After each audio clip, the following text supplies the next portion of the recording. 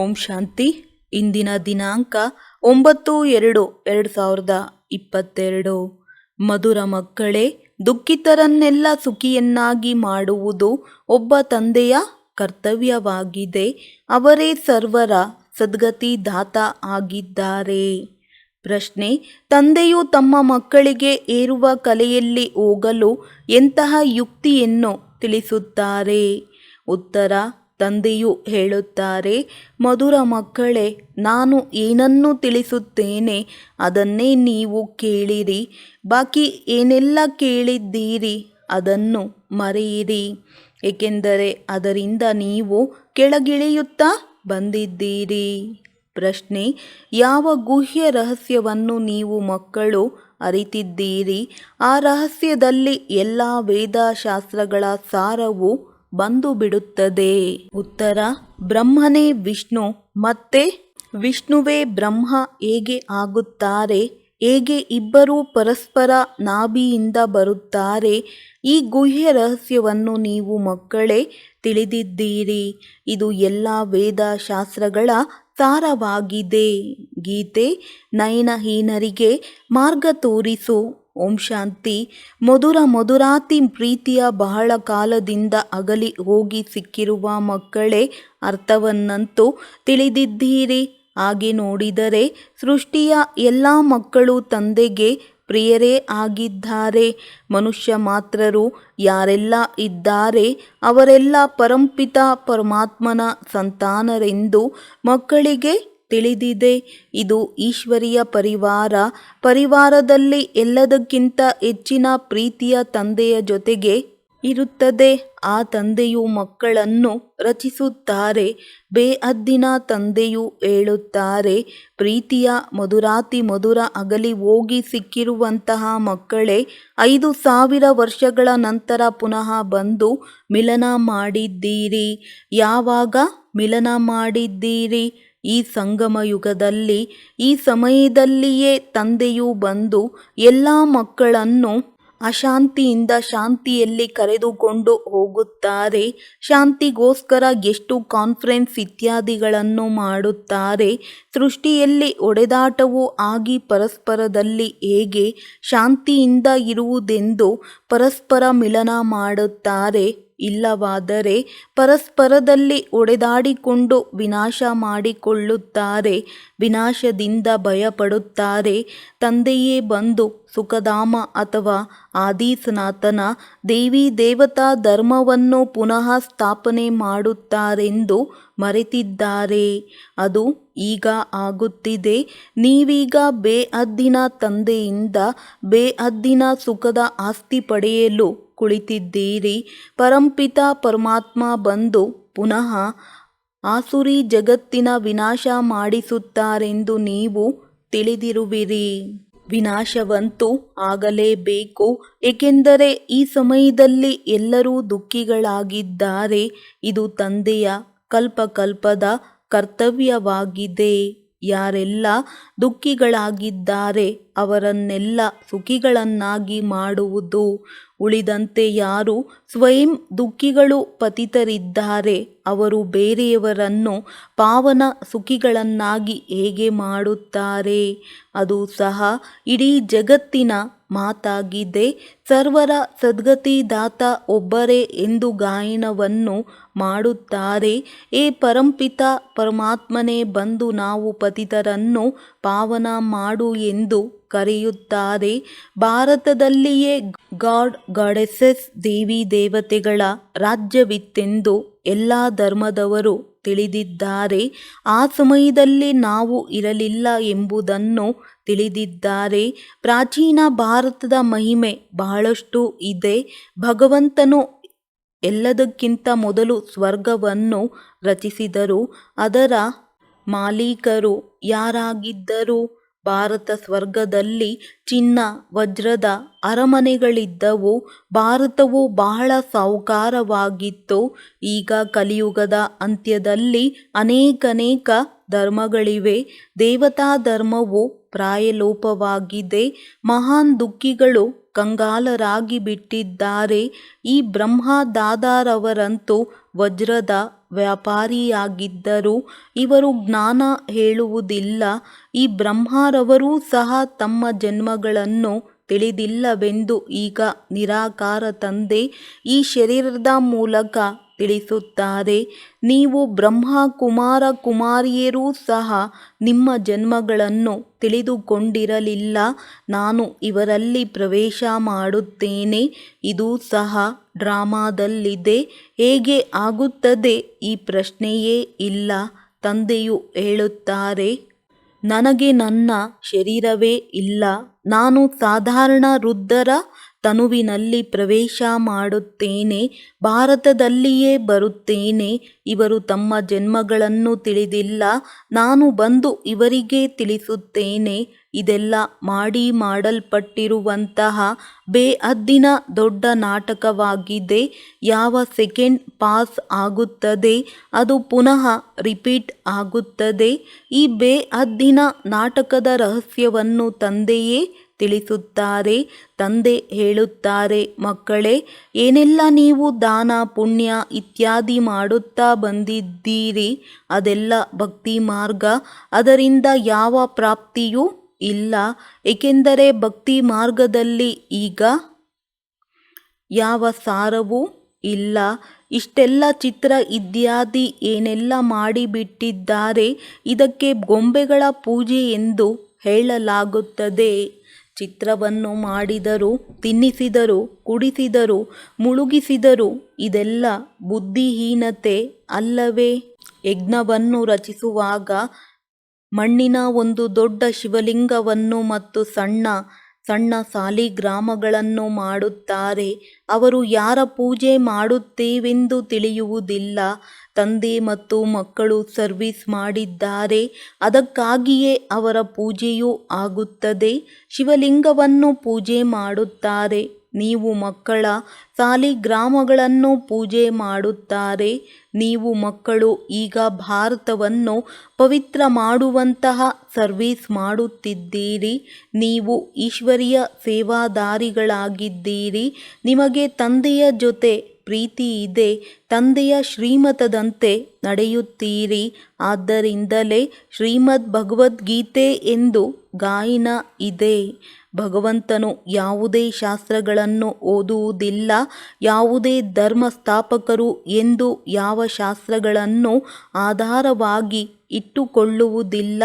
ಅವರು ಬರುವುದೇ ಧರ್ಮ ಸ್ಥಾಪನೆ ಮಾಡಲು. ಅವರ ಬಳಿ ಇರುವ ಜ್ಞಾನವನ್ನೇ ತಿಳಿಸುತ್ತಾರೆ. ಕ್ರೈಸ್ತ ಬಂದು ಬೈಬಲ್ ಏನೂ ಓದುವುದಿಲ್ಲ. ಅವರು ಧರ್ಮ ಸ್ಥಾಪನೆ ಮಾಡುತ್ತಾರೆ.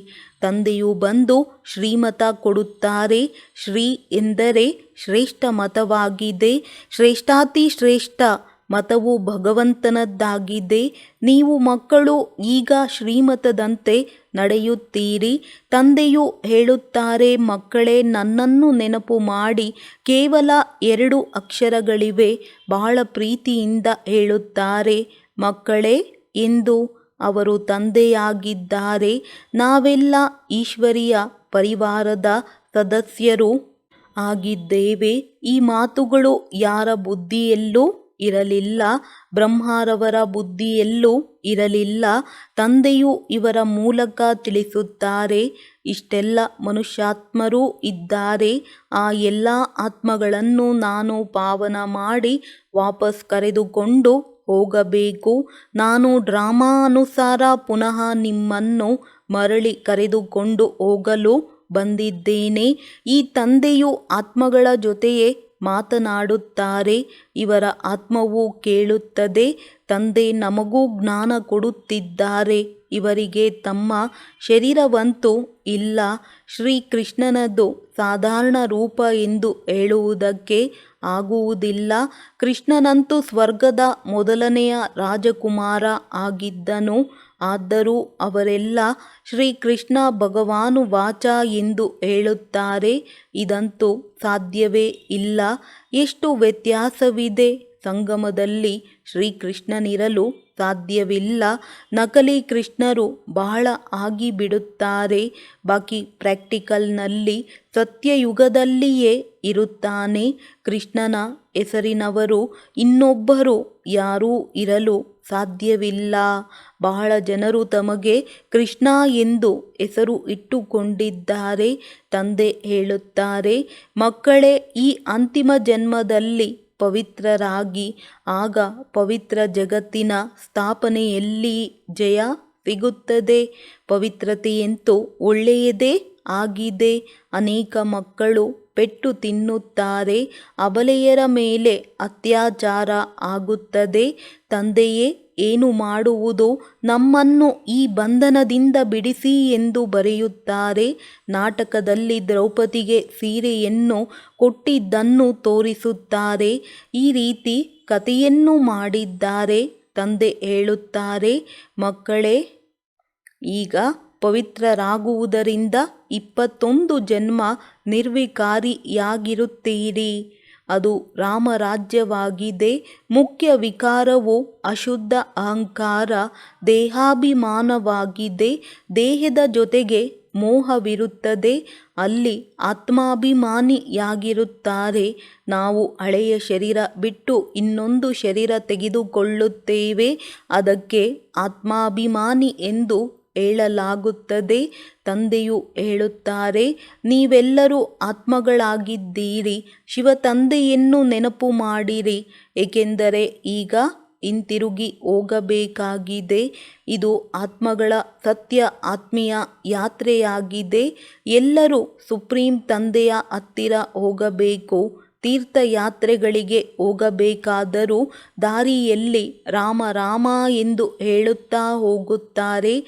ತಂದೆಯು ಹೇಳುತ್ತಾರೆ, ನೀವು ನನ್ನನ್ನು ನೆನಪು ಮಾಡುತ್ತಾ ಹೋಗಿ ಎಂದು. ಈಗ ಇಡೀ ಜಗತ್ತಿನವರೆಲ್ಲರೂ ರಾಜಯೋಗವನ್ನು ಕಲಿಯುವುದಿಲ್ಲ. ಕಲ್ಪದ ಹಿಂದಿನವರೇ ಇಲ್ಲಿಗೆ ಬರುತ್ತಾರೆ. ಈಗ ಸಸಿ ನೆಡಬೇಕು. ದೇವಿ ದೇವತಾ ಧರ್ಮದ ಮಧುರ ವೃಕ್ಷವೇನಿತ್ತೋ ಅದೀಗ ಪ್ರಾಯಲೋಪವಾಗಿದೆ. ಬಾಕಿ ಕೊಂಬೆ ರೆಂಬೆಗಳಿವೆ. ಹಾಗೆಯೇ ದೇವಿ ದೇವತಾ ಧರ್ಮದ ತಳಪಾಯ ಇಲ್ಲದಂತಾಗಿದೆ. ಕೇವಲ ಚಿಹ್ನೆಗಳು, ಚಿತ್ರ ಮಾತ್ರ ಉಳಿದುಕೊಂಡಿವೆ. ಆದರೆ ಅವರು ಯಾರು ಎನ್ನುವುದು ಯಾರಿಗೂ ಗೊತ್ತಿಲ್ಲ. ಅದರ ಬಗ್ಗೆಯೂ ತಿಳಿದಿಲ್ಲ. ಆದ್ದರಿಂದ ಹಿಂದೂ ಧರ್ಮ ಎಂದು ಹೇಳುತ್ತಾರೆ. ತಂದೆಯು ಹೇಳುತ್ತಾರೆ, ನಿಮ್ಮ ಭಾರತ ಎಷ್ಟು ಶ್ರೇಷ್ಠವಾಗಿತ್ತೋ. ಧರ್ಮವೇ ಶಕ್ತಿ ಎಂದು ಧರ್ಮಕ್ಕೆ ಹೇಳಲಾಗುತ್ತದೆ. ಈಗ ದೇವತಾ ಧರ್ಮವಿಲ್ಲ. ಆ ಧರ್ಮ ಪುನಃ ಹೇಗೆ ಸ್ಥಾಪನೆಯಾಗುವುದು? ತಂದೆ ಸರ್ವಶಕ್ತಿವಂತ ಆಗಿದ್ದಾರೆ.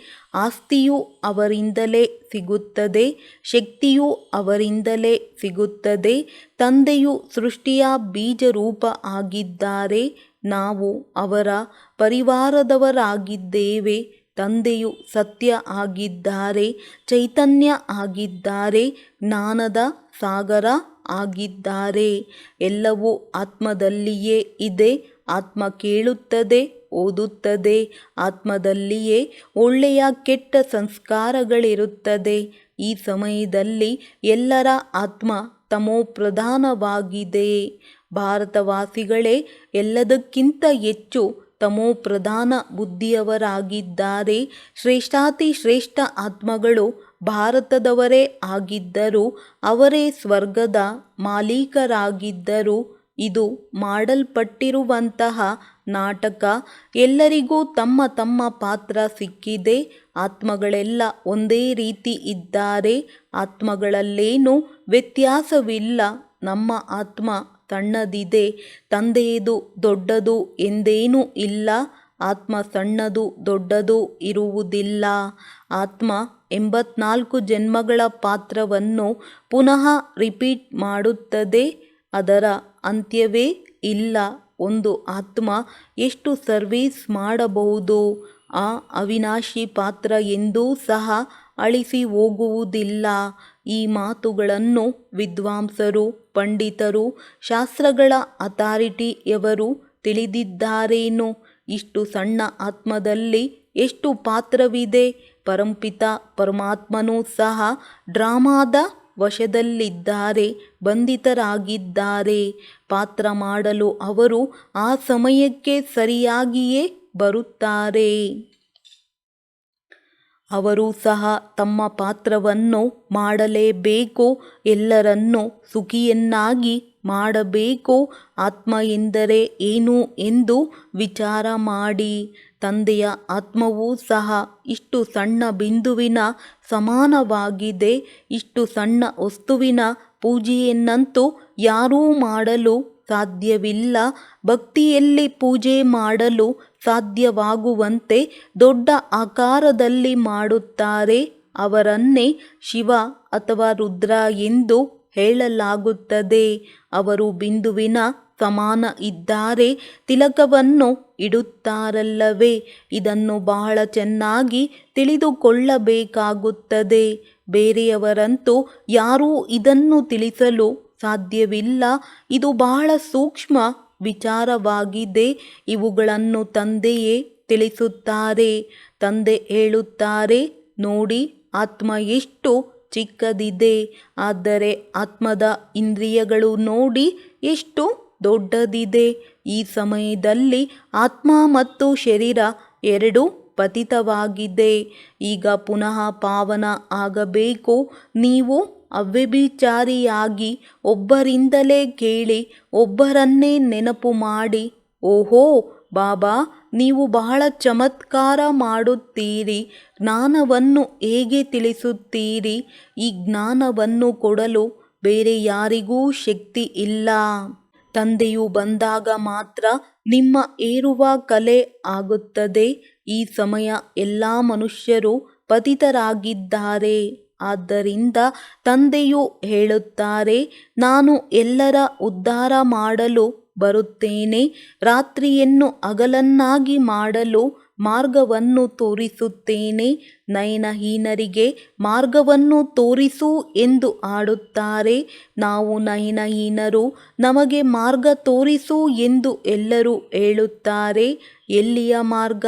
ತಮ್ಮ ಮನೆಯ ಮಾರ್ಗ.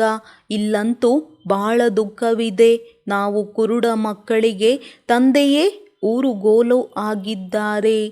ತಂದೆ ಎನ್ನುವ ಅಕ್ಷರದಿಂದ ಆಸ್ತಿಯ ನೆನಪು ಬರುತ್ತದೆ. ಪ್ರಭು ಅಥವಾ ಈಶ್ವರ ಎಂದು ಹೇಳುವುದರಿಂದ ಆಸ್ತಿಯ ನಶೆಯು ಇರುವುದಿಲ್ಲ. ಏಕೆಂದರೆ ಭಗವಂತ ಎಂದು ಯಾರಿಗೆ ಹೇಳಲಾಗುತ್ತದೆ? ತ್ವಮೇವ ಮಾತಶ್ಚ ಪಿತಾ, ಇದು ಅವರ ಮಹಿಮೆಯಾಗಿದೆ. ಈ ವೇದಗಳೆಲ್ಲ ಅನಾದಿ ಎಂದು ಮನುಷ್ಯರು ಹೇಳುತ್ತಾರೆ. ಯಾವಾಗಿನಿಂದ ಓದುತ್ತಾ ಬಂದಿರಿ ಎಂದು ಕೇಳಿ. ಸತ್ಯಯುಗದಿಂದಲೇ.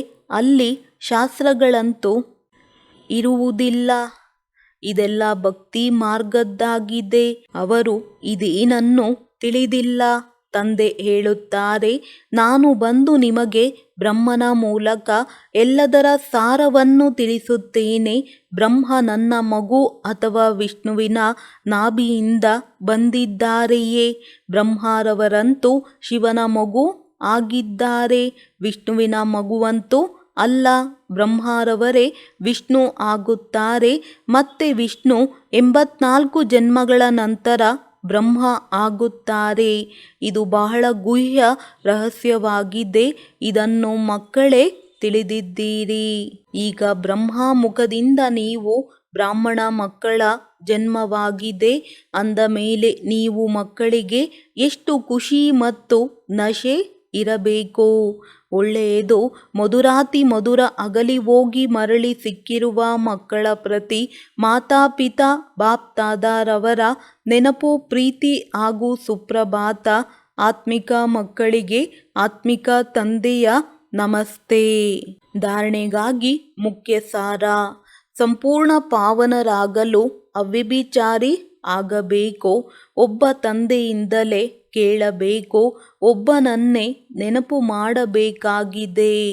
ಎರಡನೆಯದು, ಈಶ್ವರೀಯ ಸೇವಾಧಾರಿಗಳಾಗಿ ಭಾರತವನ್ನು ಪಾವನ ಮಾಡುವ ಸೇವೆ ಮಾಡಬೇಕು. ಒಬ್ಬ ತಂದೆಯ ಜೊತೆಗೆ ಪ್ರೀತಿಯ ಬುದ್ಧಿಯನ್ನು ಇಡಬೇಕಾಗಿದೆ. ವರದಾನ: ಸ್ವಸ್ಥಿತಿಯ ಮೂಲಕ ಪ್ರತಿಯೊಂದು ಪರಿಸ್ಥಿತಿಯನ್ನು ಪಾರು ಮಾಡುವಂತಹ ಮಾಸ್ಟರ್ ತ್ರಿಕಾಲದರ್ಶಿ ಭವ. ಯಾವ ಮಕ್ಕಳು ತ್ರಿಕಾಲದರ್ಶಿ ಸ್ಥಿತಿಯಲ್ಲಿ ಸ್ಥಿತರಾಗಿರುತ್ತಾರೆಯೋ ಅವರು ತನ್ನ ಸ್ವಸ್ಥಿತಿಯ ಮೂಲಕ ಪ್ರತಿಯೊಂದು ಪರಿಸ್ಥಿತಿಯನ್ನು ಹೇಗೆ ಪಾರು ಮಾಡುತ್ತಾರೆಂದರೆ ಆ ಪರಿಸ್ಥಿತಿಯೇ ಇಲ್ಲವೆಂಬಂತೆ. ಜ್ಞಾನಪೂರ್ಣ ತ್ರಿಕಾಲದರ್ಶಿ ಆತ್ಮರು ಪ್ರತಿಯೊಂದು ಶಕ್ತಿ ಜ್ಞಾನ ಬಿಂದು ಪ್ರತಿಯೊಂದು ಗುಣವನ್ನು ಸಮಯದನುಸಾರ ಆದೇಶದಂತೆ ನಡೆಸುತ್ತಾರೆ.